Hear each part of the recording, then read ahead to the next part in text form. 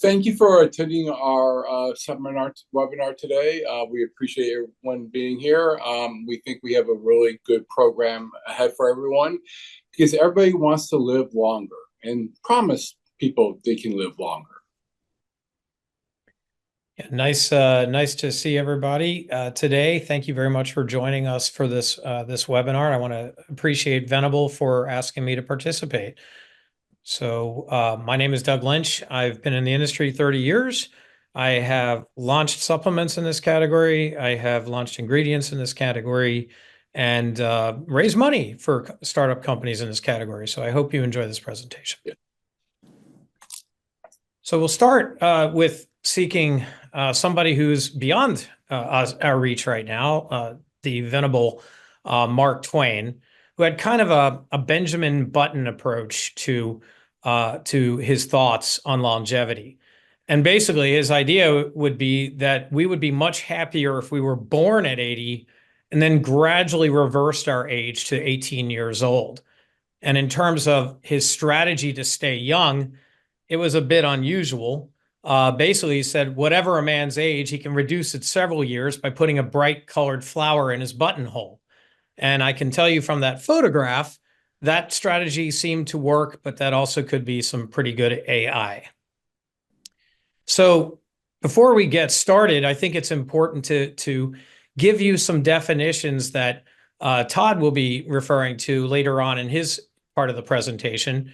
These definitions often get confused and interchanged, so it's probably good that we start with the ground rules. Longevity itself is living longer than we are supposed to, totally to the age of death itself. Lifespan is really the maximum time we're able to make it on planet Earth from our birth to our death. Then there's the health span, and the health span is really the healthiest years of our life. And then you cross over because you hit this area called morbidity and the point of morbidity, and this is where your life starts to decline. And this is where you're hit by increasing numbers and severity of disease. Now, we should also talk about age. That's on your passport. That's on your driver's license. But there's also biological age. And that really means how old your blank thinks you are. Is it your cells? Is it your gut microbiome? Is it your brain? These things are interchangeable, and these are the things that we are paying a lot of attention today in terms of substantiation. So ultimately, the strategies associated with a longer lifespan, we live, we hit that point of morbidity, then we decrease, and then we wind up in the coffin. An optimal longevity would be we live longer, healthier, we hit that point of morbidity, and it's compressed so that we wind up in the box much faster with less suffering. So that's what we're all about when we try to talk about the term longevity. Now, ultimately, why does this matter so much right now? Because we're experiencing, and it's been predicted for some time, the silver tsunami, which means ultimately there are a number of Americans older than 65. And if you see by decade, it's considerable right now. And that is a drain on public treasure. It's a drain on family relationships. It's a drain on a number of things. And then it also, while it's not a disease, it is the gateway to a number of diseases. And you can see them in the right-hand box. Many of these diseases are addressed, or I should say conditions, since we have an attorney on the call. These conditions are addressed by dietary supplements, and that's why it's so critical. Now, again, why is this important? Well, it is estimated that if I can give you back a one quality year to your health span, that healthier year of life, there are published studies that show the increase to your gross domestic product can be anywhere between 4 and 6%. So that's why governments are getting involved. We're not getting the birth rate that we used to, but we are definitely getting that drain. So we're all trying to live healthier longer. Hand this over to Todd. So I think when we start looking at these things, it's really important to start defining what, when you're marketing products, what really is a claim. The claims are either explicit or implicit statements that a product has a certain benefits. They're very simple: sugar-free, high in fiber, low calories, immune support, healthier lifespan, healthier health span. You support healthy blood pressure as you age, help support aging joints as you age. These are all express claims that are easy to understand. But there's also the implicit, like use of pictures of fruits and vegetables on a product label, imagery of a grandparent doing physical activity with ease. So when you see a centurion, not a centurion, but somebody in their 70s, 80s, and they're running around with their children, and you're selling a joint supplement, well, the implied claim there is that if you're older and you take the supplement, you will have these benefits. You'll be able to run around with your children like you were 30 again. And so it's always, when you look at a claim, it's not just simply what you expressly state, it is what you also impliedly state in these claims. And I know marketers don't like to ignore the implicit claims, but you have to look at it both. And when you're looking at that, you have to look at it from the standpoint of what is the reasonable consumer. Reasonable consumer is very important because it is not the sophisticated consumer. It is any 20%, roughly 20, 25%, maybe even 15 lower of people. What would be the reasonable takeaway? So if there's 5 reasonable takeaways, guess what? You have 5 different things you got to substantiate. And so that's really important. So when you look at this, you have to look at every element. What's the net impression? You look at the name. You look at the pictures. The pictures are worth. I often say to clients all the time, a picture is worth 1,000 words. What the text is in there, testimonials. There's this idea that testimonials don't require substantiation. No, so testimonials, you can't say something in a testimonial that you cannot otherwise substantiate. Again, claims drive product classification, in turn, what regulations apply. Next slide, Doug. So let's talk about what we're really going to talk about here, and that is what structure function claims is. So we first have, there's 2 different aspects. There's the FDA and there's FTC. FDA, if you're making a permissible structure function claim, they're not going to harass you. But the FTC could harass you if that claim is not substantiated. So just because the form of the claim is permissible from an FDA perspective does not mean that it is permissible from an advertising perspective. So basically, a structure function claim characterizes how a dietary ingredient or nutrient affects the normal structure or function in humans. Promotes, supports, improves, all these can be structure function claims. There's oftentimes a fine line between what is a permissible claim and what is not. Highly context dependent. One claim may be permissible in one setting and another impermissible in another.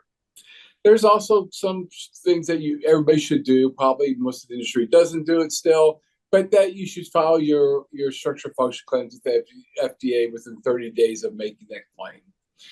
Also, just as a side, not really related to this program here today, but we're seeing more and more litigation if you don't put the DSHEA disclaimer on the same panel as your structure function claims.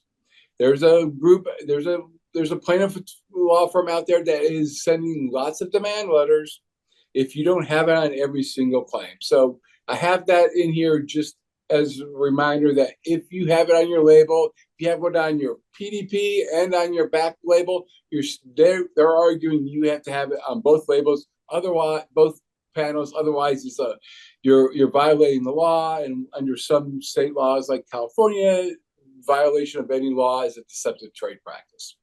Next.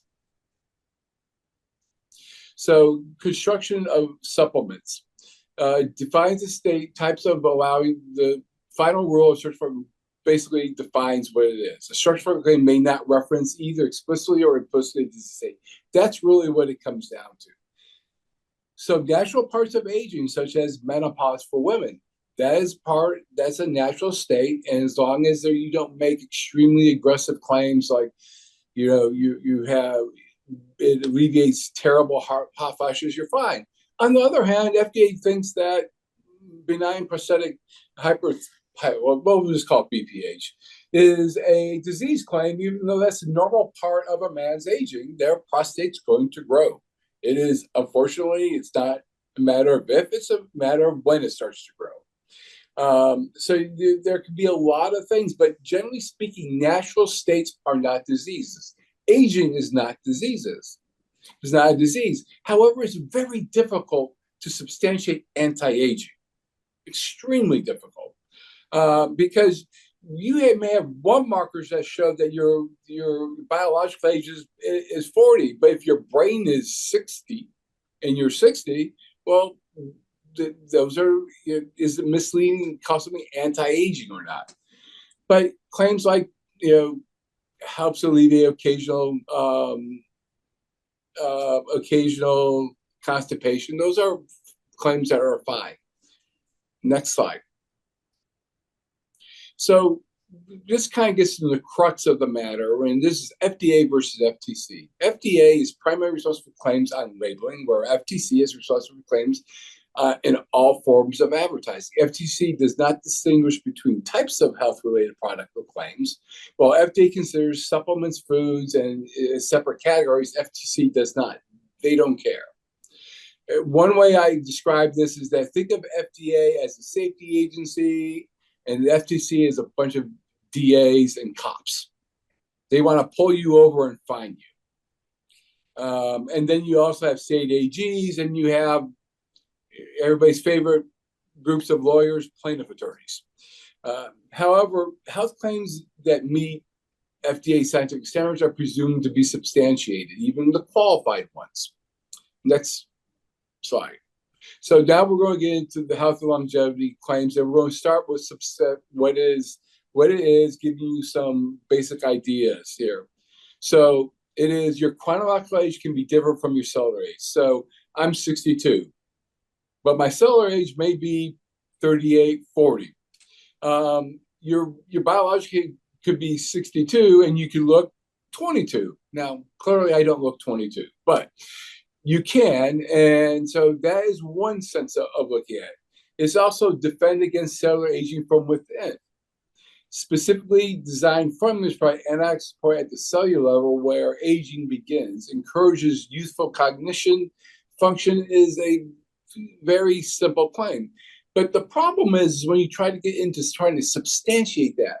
So, it makes you look 20 years younger. Well, that would require a study that shows you look 20 years younger. Reverse the signs of aging. Are you really reversing the sign of aging, or are you just slowing the progression of aging? These are all things we need to look at when we think about health and longevity claims.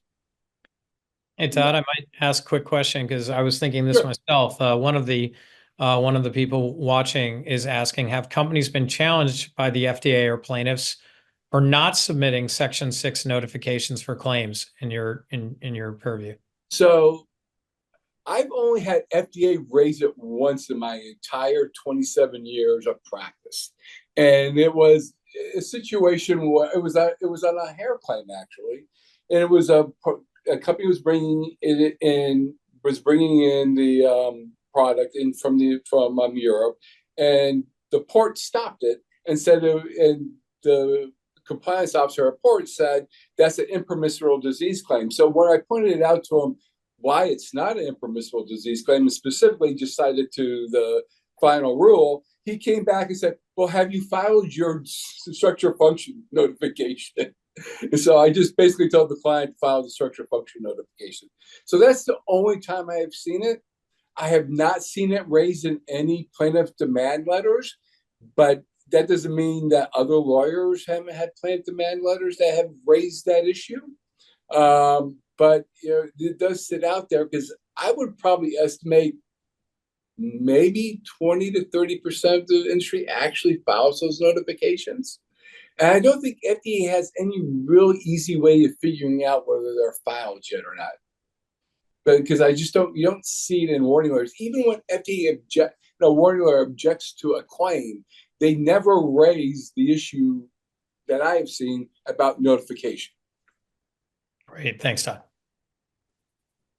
So the standard for substantiating health and longevity claims. Now, what I want to say here is that we're going to go over these briefly because we have limited time, but there will be there's an appendix with slides that have significantly more information on it regarding these standards.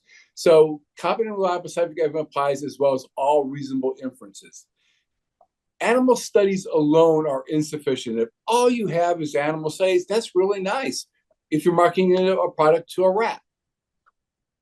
But if you're not marketing the product to a rat, animal studies alone are not sufficient.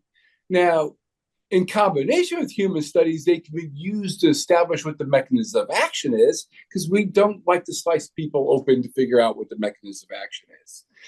But just the animal study itself is not sufficient. You know, increasing the life of a fruit fly or even a rat is not substantiation. I'm sorry, but I understand resveratrol increased the life of a fruit fly. It means nothing whether that actually increases the life in human beings. And how much it is. Claims related to increasing your age or how long you live would probably take studies that are 10 to 20 years long. We don't do that. So don't promise you're going to make people age longer, because you're not going to be able to properly substantiate it. In vitro studies, while useful, still cannot alone substantiate health and longevity claims. So you could show in a petri dish that something does X, Y, and Z, and extends the life of certain cells, or increases mitochondria energy or ATP. But again, unless you have a study in humans that actually show that they have an increase in energy, that you've done a blood draw after they've taken the product for some time and they've seen this increase, those studies are, again, not very useful in of themselves until you actually have the study in humans that actually show that you get a benefit. You can use it as secondary evidence, but not as primary evidence. So I can't tell you how many times I get animal studies and in vitro studies, and everybody said, well, this shows all these things. Well, that's really nice. But the only in vitro model I could argue that provides substantiation is the SHINE model, because that is typically how they figure out how things affect on gastrointestinal health. But outside of that, it's really, really difficult. We also look at short-term double-blind placebo-controlled studies are not going to substantiate longevity claims, but may support other health claims. Just the thing, especially if you're doing an acute study, one dose. One dose is really, really nice. I would not hang my hat on a one-dose study. You'll get buried by a plaintiff attorney on a one-dose study, because the acute study you don't know whether those effect, was it just that one day? What is the effect over long term? You have to do studies over time. One-day studies are never going to be sufficient to substantiate a longevity claim or things related to lifespan or health span or health-related claims. You need longer-term studies. The longer, the better. Next. Crafting in the longevity claims. Chronological age is simply, as we've discussed, your physical age is what you may be able to make yourself look younger. Actuarial tables are not far off if you live a typical life, which, kind of depressing. I'm 62. That means I got 16 years left on this planet. The claim that you look to but my dad did live to 92, so there's a good thing.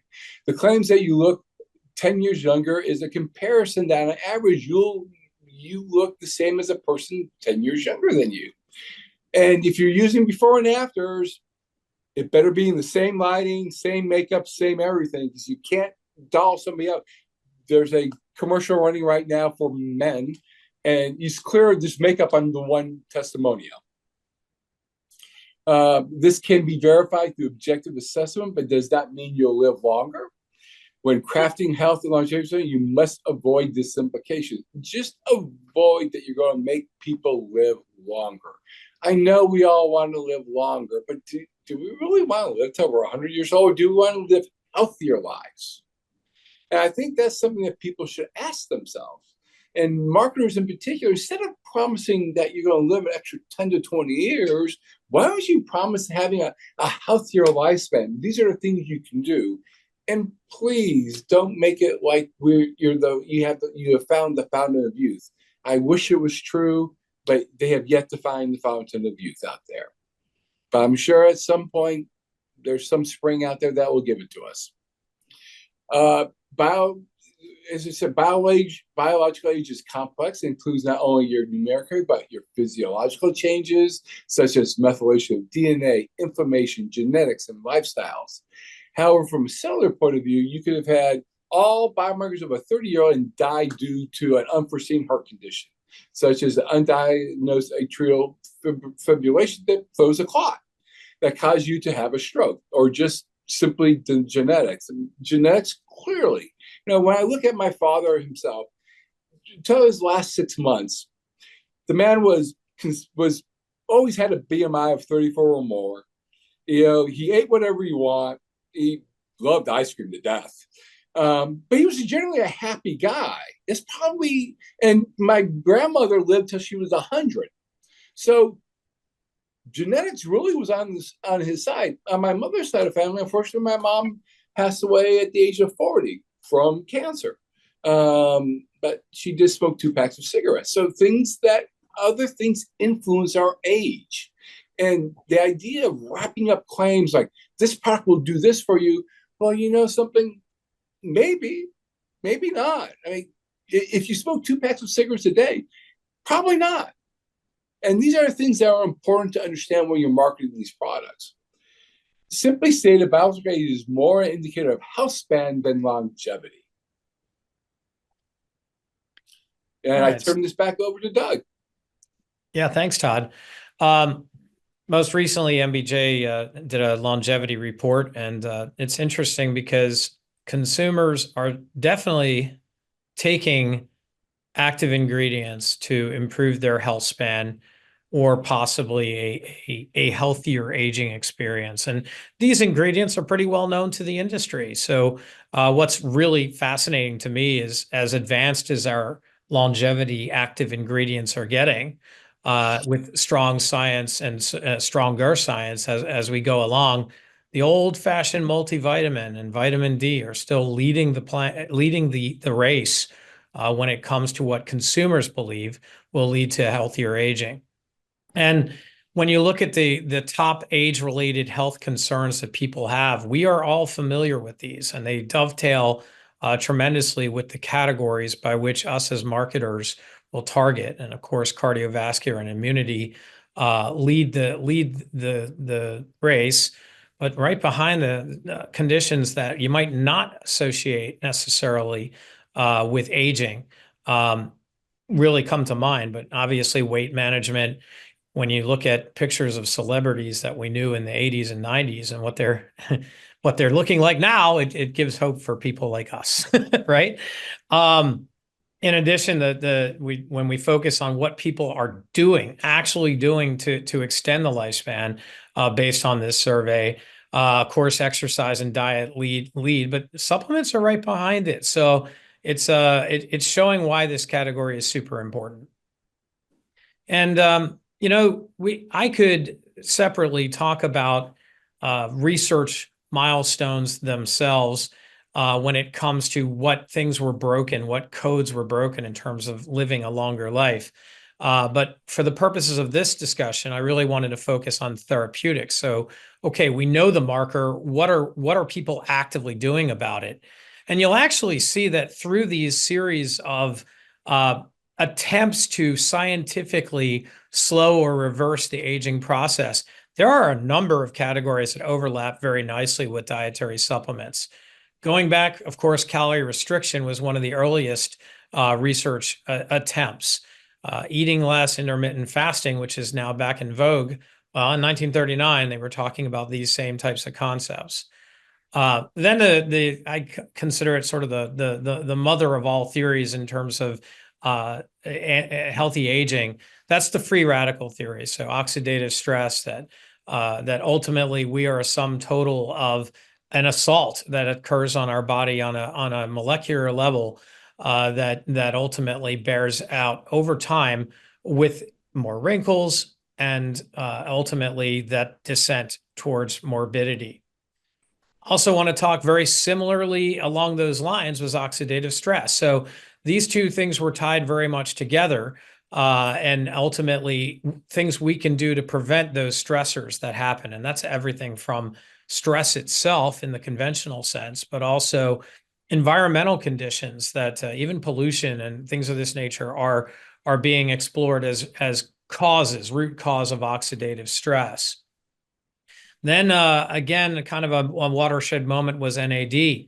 NAD was linked to premature aging. There are a number of well-known brands that fit into this category. So to be sure, looking at the Krebs cycle intermediates and basically how that mitochondrial function dovetails into a longer lifespan is probably where some of the most exciting research is taking place today.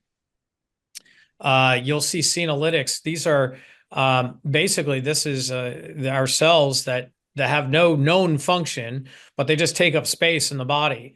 Or do they? Do they actually have a more in-depth purpose? They're beyond its cellular lifespan, but they don't go away. And a lot of research today is focused on how to remove them. Most of the products in this category are considered drugs, but I am seeing an increasing number of dietary supplements that are talking about senescent cells.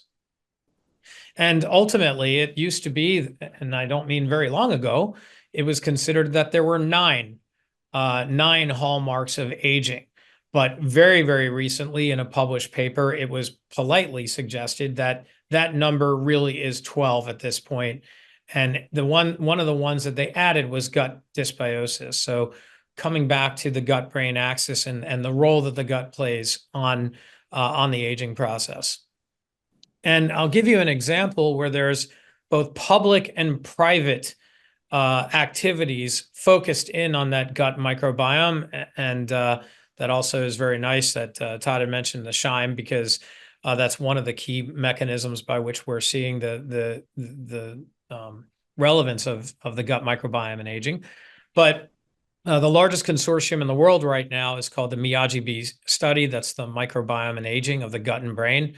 Currently, there are 17 universities that are behind this effort to establish the ultimate gut microbiome fingerprint for aging. And it has the largest cohorts of a number of people, and they're actually following these people for 5 years.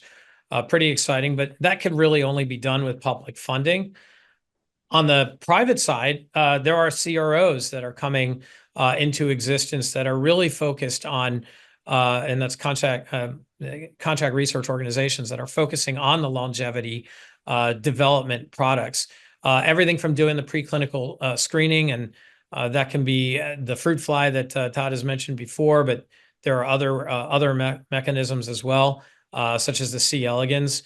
Animal studies typically take between 3 and 9 months to run, although I was involved with a supplement that actually studied animals for 3 years to see how they were behaving over their lifespan. And then ultimately the human trials, which typically last between 9 and 15 months in this space. So if you're going to a CRO, like the one mentioned in this study, these are the kind of timelines you can expect for getting that all-important substantiation, either partial or total. So to give you a case study on how from the biological plate, the petri dish, ultimately to the people, I'm going to take you through an actual work that started that focused on leaky gut syndrome from the Wake Forest College of Medicine. So ultimately, it started with a screening for longevity, and the red little dots are when the C. elegans, which shouldn't last very long, but in this case, it was extended. That lifespan of the C. elegans was extended about 40%. The second window really talks about healthspan. So you would be surprised to know that you can actually see how healthy a worm is, but there are actual ways to test and see if the health span and lifespan are increasing, and do it in a way that doesn't take 3 to 10 years to figure out. Well, that's enough to really file a provisional application for a patent. So you've got the demonstrated effort that this particular ingredient is showing these results. Then you go to the animal study, and in this particular case, the researchers at Wake Forest took senior citizen mice, and they fed them the postbiotic, and they were actually able to see demonstrated benefits to the health span. That allowed the company to establish, or that allowed the university really to spin off a company to come into existence and license that research, do the human trial. And the nice part is, with all of the preliminary screening, while it might not be enough to substantiate a claim, it certainly is enough to get you in a feeling that, man, maybe we can actually put $1 million into a study and not end up at the end of it with nothing to show for it. So those preliminary work that is done not only adds to the intellectual property, but gives you some risk mitigation for doing clinical trials. Eventually, those patents are granted. The publications happen, the patents are granted. Press releases are done saying that we've actually discovered something that actually has an impact to the aging process and extended longevity. And then ultimately it results in a dietary supplement that comes at the end of that pipeline road. So I thought it would be kind of helpful to go from where the research starts to where a supplement gets launched. Also, I kind of want to give you an idea of products and services that I see on the market that I believe are exciting. And it's not just a phenomenon in the United States. In New Zealand, there's a brand called SRW. They use some of the latest in terms of technologies to test your biological age and develop specific formulations for that. You can actually see in this particular case, the company had the 9 hallmarks of aging. And if I know that company very well, which I do, they will be working on some of those last 3 that come afterwards. So targeting specifically those hallmarks of aging is part and parcel to that brand. Some of the technologies that they use are pretty state of the art, but their CEO is also going back to the tried and true of writing a book on the aging process. So pretty exciting work coming out of this brand. In Israel, which really has done some of the original work on extending lifespan, pretty exciting stuff. There are clinics that are involved, and this is one such company, which actually people come in and they are actually tested for those hallmarks of aging themselves, and then a therapeutic way forward for that company exists. So whether that's dietary supplement and energy, an exercise regimen or diet, all of these things from a therapeutic perspective are being shared with their patients. Wow, this was my vacation in the UK. AG1, which is a greens product that many of you know, they're very much on the longevity train. I saw them on the double-decker buses. I saw signs like this in the metro stops. So longevity is not just a United States interest. It is, and some of the products that you wouldn't necessarily associate with longevity are most definitely talking about those claims. This is an interesting company out of Canada. Their sister company actually is developing Alzheimer's pharmaceuticals. Zunviel, which is a very hard name to pronounce, is the most recent Alzheimer drug that was approved just in the last, I believe, 60 days, which is one of the first Alzheimer's medications to come to market. But their sister company has always looked back into nature. And to be sure, that's a nice picture of a daffodil where some of the active ingredients found in the drug are actually in nature as well. They're products that they're trying to launch for supplementation under the process that, look, by the time you have Alzheimer's or neurocognitive decline, maybe if you had started with supplementation beforehand, you could minimize that opportunity for the disease to come. I'm using those words very carefully, but certainly to prolong the health span before that point of morbidity. So at this point in time, I wanted to talk a little bit about about these hallmarks of aging. And I wanted to ask, is it okay, Todd, if we actually talk a little bit more about those hallmarks and what can be done? Sure, absolutely. Okay. So coming to you as a marketer at this point in time, I wanted to actually just ask you, let's assume that I have all of this, the scaling, all of the work done on the screening, and I have all of the work done, even the human trial, to be ready to make a claim. So I wanted to ask, when it comes to dysbiosis, this, again, the gut dysbiosis area, I'm going to run a structure function claim by you, and Sure. just kind of want your feedback for that. Okay. Supports gut functionality and microbiome signature, mucus production, and integrity of the gut lining. So to me, that would be a perfectly permissible structure function claim. There's no indication that there's a disease condition going on, or anything that's not working dysfunctional. The clear thing that anytime you make a structure function claim, and as long as you have the substantiation to support it, you have to assume that the body's already in a healthy state. It's when you start making it into a negative state and then you're going to change that where you start running into problems. Okay, well, that's good. I didn't expect to get through your lens there, but I'm very, very happy that I did. There's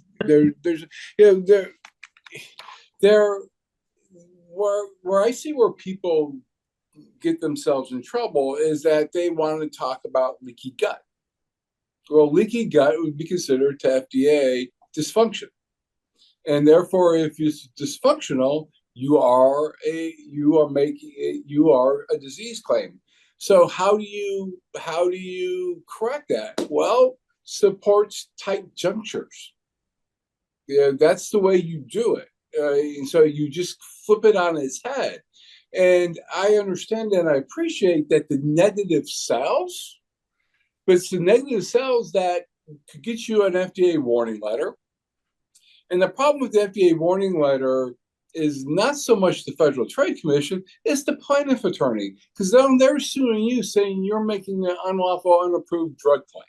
And that's violative of the law. Therefore, even if you can substantiate the claim, they're saying it's deceptive because you're violating the law because you're making an impermissible claim.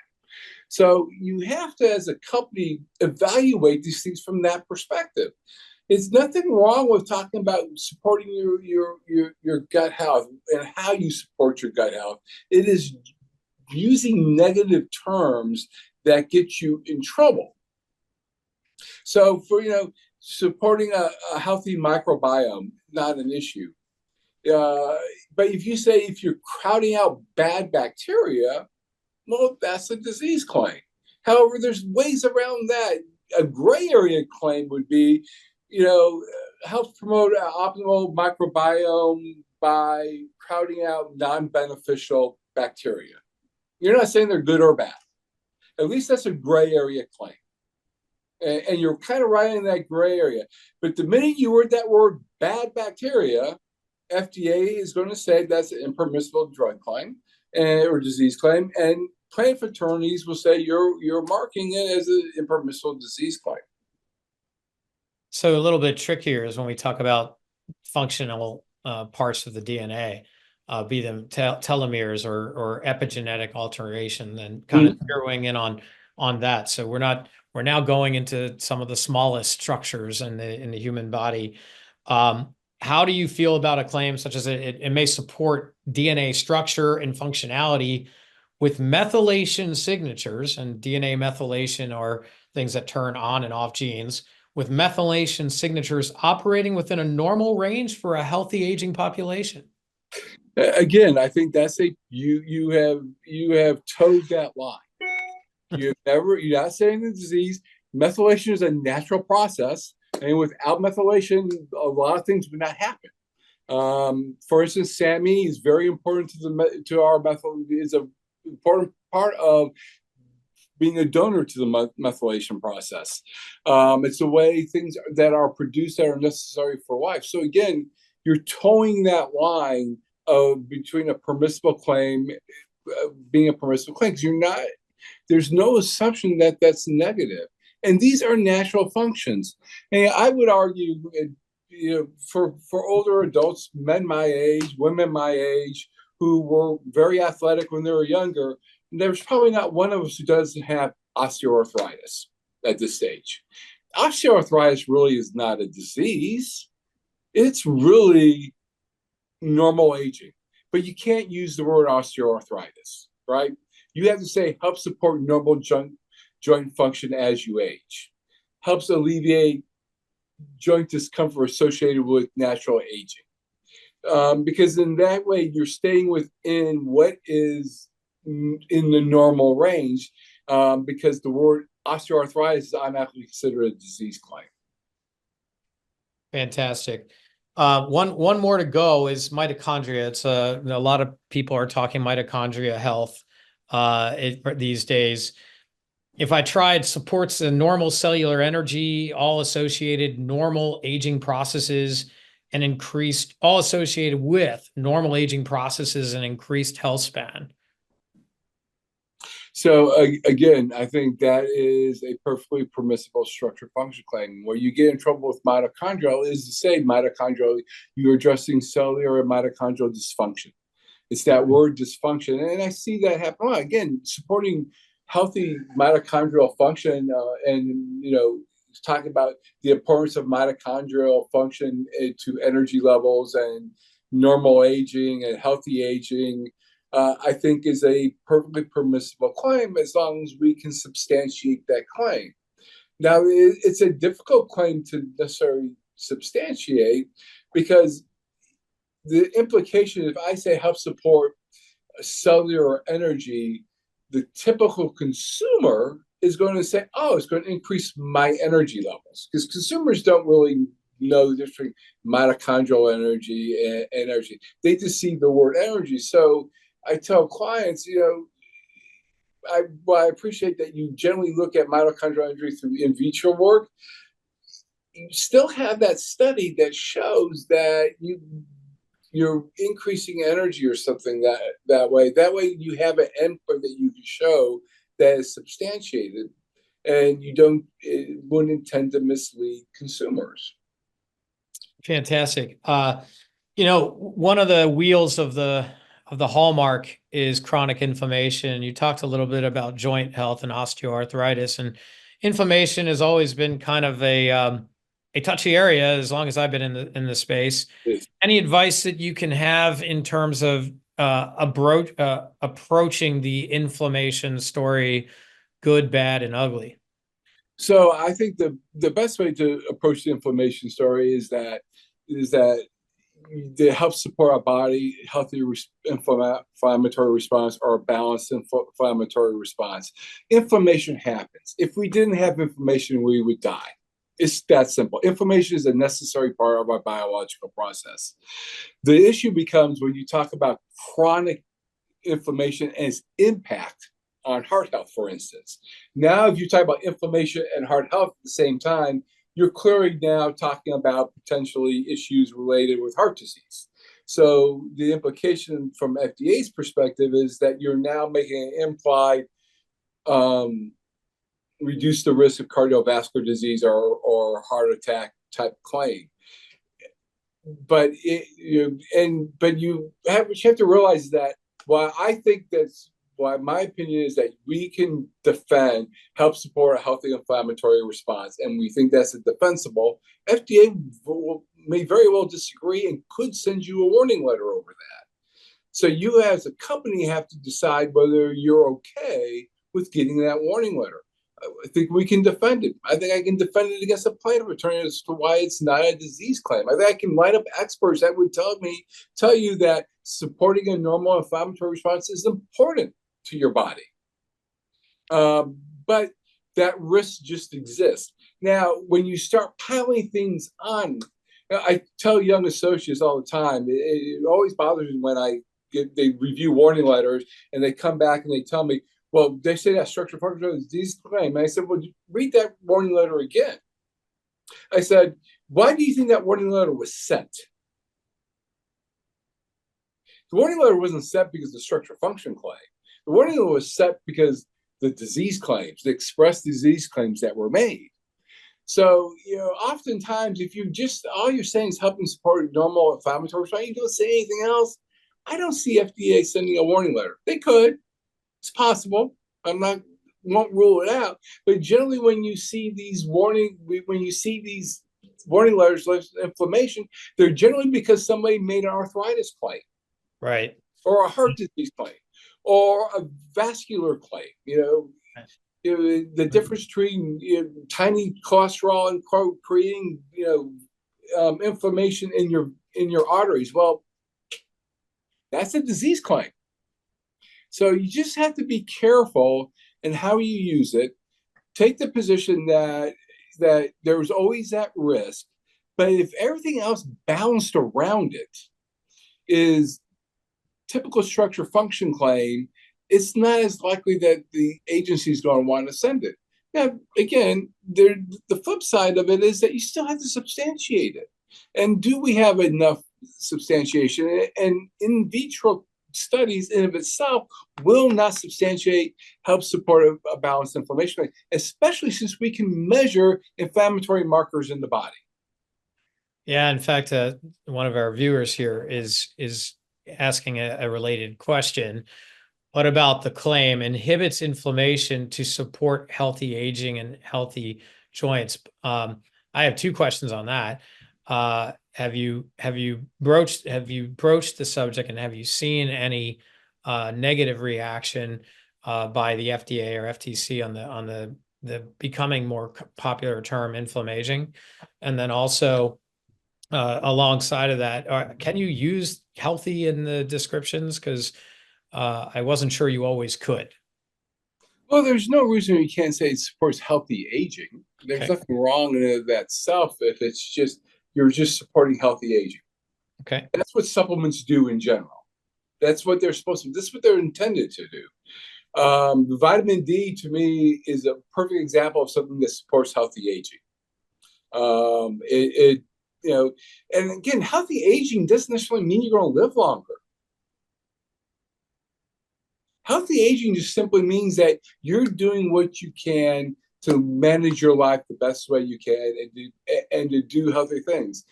The issue becomes all you is to say that if all you need to do is take product X and you'll live longer. That's the real issue. Don't sell it as some type of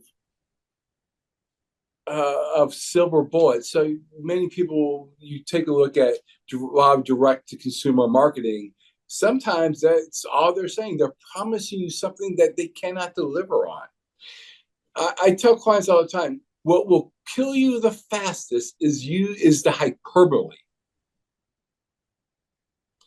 The hyperbole always is what the issue is.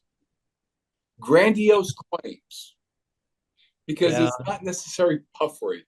So using the word inhibit, I would recommend not to use the word inhibit because that likely would be more likely to cause FDA to send a warning letter. I would rather see, supports a balanced inflammatory response, supports a healthy inflammatory response for healthy aging. Again, what do we have from a study standpoint that shows that you're affecting enough markers of inflammation that it promotes healthy aging? So I could argue that if you're impacting CRP levels, well, that's a pretty good sign that you have pretty good cardiovascular health.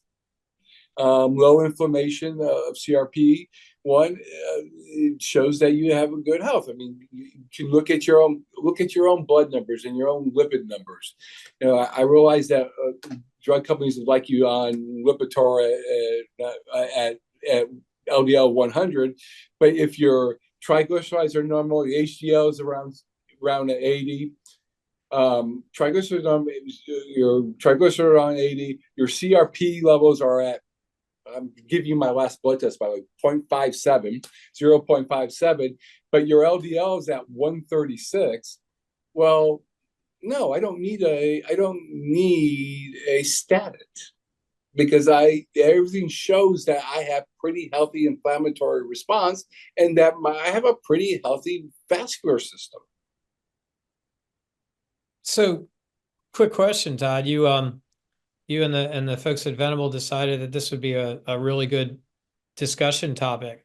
Are you seeing more and more supplements entering the market that address these conditions? That is one of the drivers for the talk today. I think one of the drivers of the talk for today is that you see more and more people wanting to make claims regarding longevity and things that impact overall health and well-being. So in my practice, I see more and more lifestyle type products that are really geared towards promoting overall health as we age, whether it be a brain product or whether it be a heart product or even just a sports recovery product. You see more and more of that in our practice and people digging down into the science and looking at these connections, especially in particular, looking at the connection between the microbiome and health overall. I mean, what we've learned probably in the last 10 years about the importance of having a healthy microbiome should be enough for everybody to want to at least take a probiotic every day.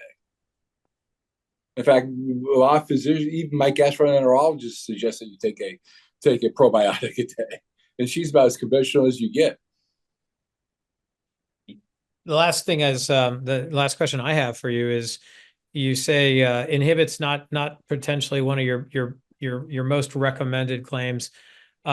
Improve, is that also in that kind of basket? I think it depends. So if you say you can improve your memory, okay, that you can improve your memory, and you can have healthy memory to begin with. And like when we're studying improvements in memory and brain and everything, that is one area where we can actually look at healthy individuals and see an improvement in it.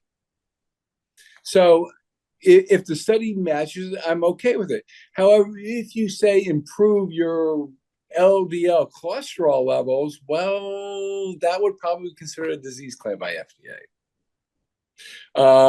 Improve your blood pressure, probably a disease claim by FDA. So, I mean, we can all talk about when something should be a disease and not, but it is.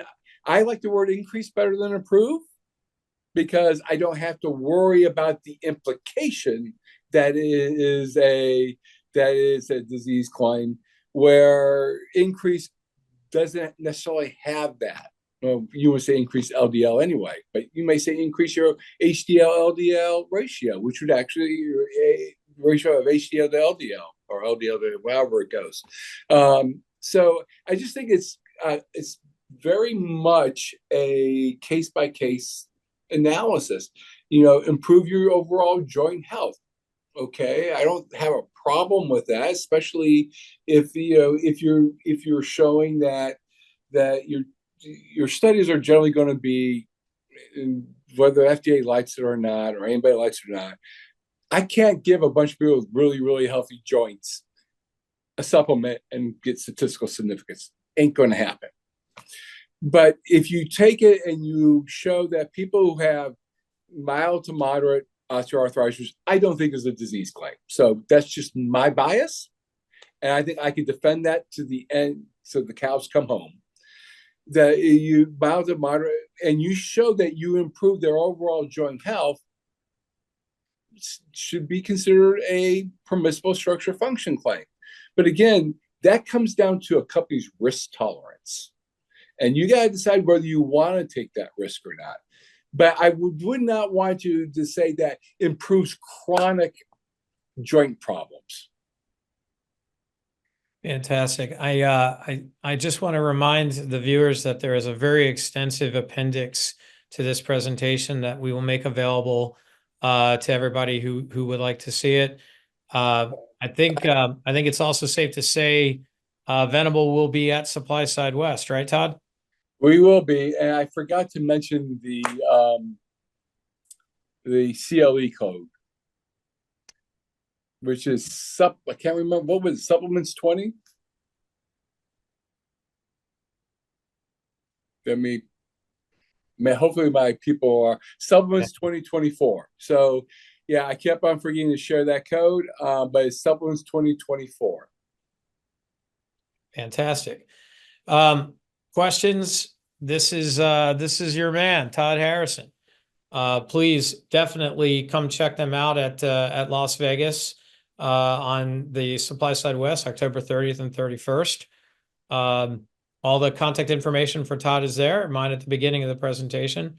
We look forward ultimately to seeing all of you in Las Vegas.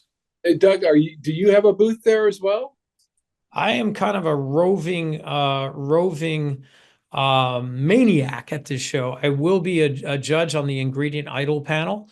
My email is there. I'll also give you my cell phone number now. So my number is area code 609-977-8953, and would love to talk to you about longevity and any other dietary supplement ingredients or finished products that you'd like to discuss. Right.